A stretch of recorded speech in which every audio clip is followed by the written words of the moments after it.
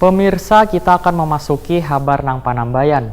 Puluhan orang nang tergabung dalam LSM Forum Peduli Bangsa Wan Negara, Wan Ormas Pemuda Islam Kalimantan Selatan mendatangi kantor DPRD Banjarmasin jelang tengah hari Rabu 23 Januari 2019.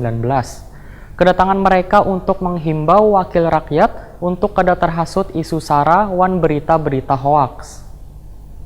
Sedikit pun terjadi perpecahan di antara kita. Puluhan orang yang tergabung dalam LSM Forum Peduli Bangsa Wan Negara Porpeban, Wan Ormas Pemuda Islam Kalimantan Selatan mendatangi kantor DPRD Banjarmasin jelang tengah hari Rabu 23 Januari 2019.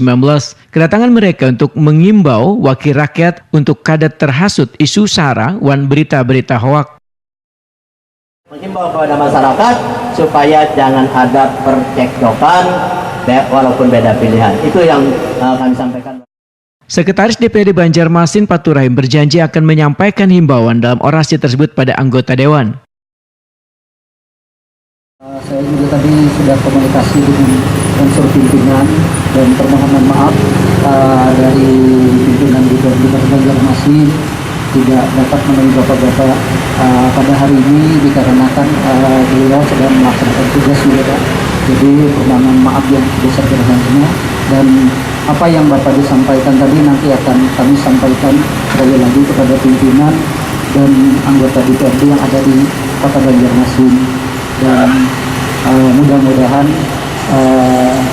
segera-geranya kami sampaikan, Pak. Nah, mungkin itu aja yang dapat kami sampaikan. Kami selaku penanggung jawab administrasi di lingkungan DPRD Kota Banjarmasin. Ketua Porpeban Kalimantan Selatan Dinjaya usai melakukan orasi Waitakuni Prima TV memadahkan kedatangan mereka hanya ingin menyampaikan jangan sampai lantaran adanya perbedaan pilihan baik itu dalam pemilu legislatif maupun pilpres April mendatang warga menjadi saling terpecah belah. Dinjaya menginginkan agar seberatan lapisan masyarakat wan elit partai politik di Kalimantan Selatan ini untuk selalu menjaga persatuan bangsa.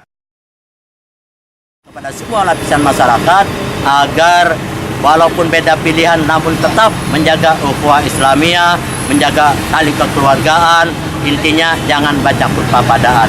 Boleh beda pilihan namun tetap satu, mengutamakan keamanan, kesejahteraan, dan kenyamanan kita semua. Nah, itulah harapan kita melaksanakan sosialisasi hari ini, juga menghimbau kepada semua elit-elit politik, elit-elit partai agar bersama-sama nantinya turun ke dapil-dapil mereka untuk menyampaikan himbauan ini menjelang pesta demokrasi yang kurang lebih 83 hari lagi akan dilaksanakan.